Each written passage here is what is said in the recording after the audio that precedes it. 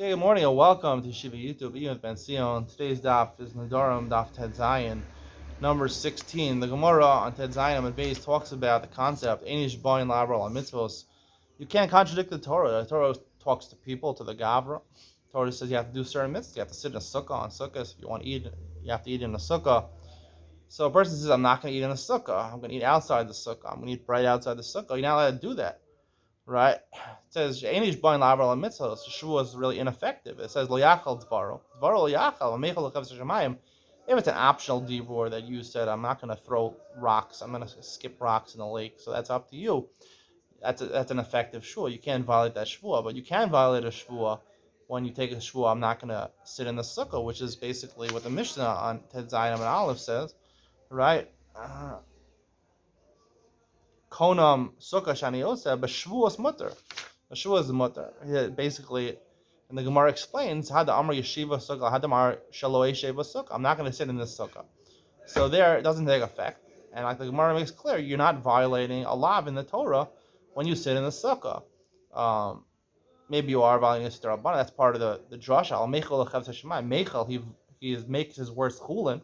Sounds like he's violating this Rabbanah. And it sounds from like the beginning of the Gemara that Chomer and Nedarim b'Shvuos, and Nedarim you violate the Rais, and Shvuos you violate the Rabbanan. However, like the Gemara says, the end of Yudayim and Aleph, the end of this Gemara before the Mishnah in Yudayim and Aleph, it says that the lav he's exempt from. Now, then the Gemara brings another. The Gemara brings another source. The Gemara says, how do you know?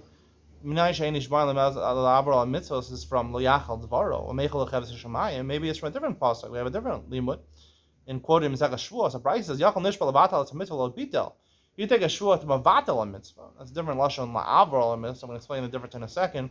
And then you didn't do it. You did the mitzvah because you're really supposed to do it. Yachal yechai. You might think you're chayav a korban shvuah. That's what we're talking about over here. Talmud lomar lahara lahetiv. You're pater because it's not optional. The Torah is out. You're obligatory. You have to do the Torah, so it's not included in korban shvuah. And the Gemara says yes. We need two psukim. One is to pater him from a korban shvuah, and one is to pater him from the lav. Obviously, this lahara al-hativ is patering the korban shvuah because it's talking about a korban shvuah. The yachal dvaro is patering from a lav. Is there any difference between the two cases? Do we assume any time you take a shvuah, lav or a mitzvah is to not do a mitzvah, you're pater from a korban and from a lav? Or are there certain times that you just pater from a korban and you would be chayav in a lav? And I think it really is born out of a different lashon over here. The Bryce and Shuas nishva levata as a mitzvah, meaning to nullify the mitzvah would be something like to say, I'm not going to sit in any sukkah, right? I'm going to eat a piece of bread, a kibetza of bread, which is chayav to eat in a sukkah, and I'm not going to eat in any sukkah, right? Levata means to completely nullify the mitzvah. I take a shvuah like that, so that I'm thinking the Bryce teaches me I'm pater from a korban shvuah. However, right, it sounds like you'd be chayav, you would be violating a lav. The first lash, the drasha in the Gemara, she'enish boin la'avar ala mitzvos, right? She'enish boin la'avar ala mitzvos is talking about over, mean like mitzvah over, like that's right before you do it. La'avar ala mitzvos, when I have a mitzvah right in front of me, right? I have bread, I want to eat bread, I have one sukkah right in front of me, I'm not going to sit in this sukkah. Now, technically, it's possible I go to a different sukkah. Nonetheless, the Gemara teaches, this is the sukkah available for now. You should go into that sukkah and do it, and you won't violate the law by doing it. Maybe asur d'rabbanan, but you shouldn't violate the law. So it would come out that if you're nishbal levatal as a mitzvah, to nullify a mitzvah legamar, to say I'm not going to sit in any sukkah, so then I'm pater from korban shvuah, but I'd be over on the lav. How is that even possible, right?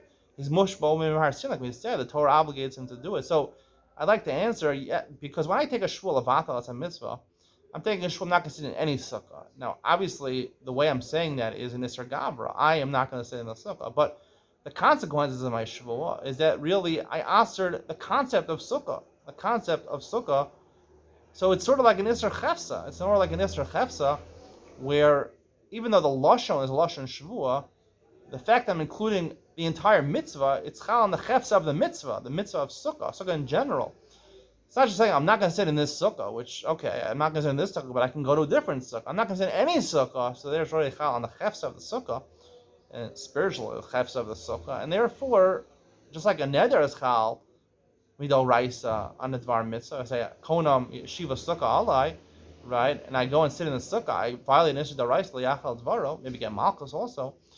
Same thing when I'm nishbala vatal as a mitzvah, like where it implies. However, when I nishbala avral a mitzvah, when I say I'm not going to sit in this sukkah, that remains like the Torah says an isser gavra. It's an isser gavra, and when you have an isser gavra, mushba over marasinai, it doesn't take effect because the Torah says you have to do it. I'm saying I'm personally not going to sit in this sukkah, so your words are meaningless compared to the words of the Torah. Maybe midrabanan you'd violate an isser derabanan if you sat in a sukkah. But midaraisa meichel lechav shemayim, we advise you to go sit in that sukkah. So it remains in Isser Gavra because you're only obligating one. You're only asserting one sukkah, not all the sukkahs in the world, not the concept of the sukkah, which would be closer to Isser Chevsa. We'll talk more about this going forward. Hope you enjoyed today's share. See you in the next one.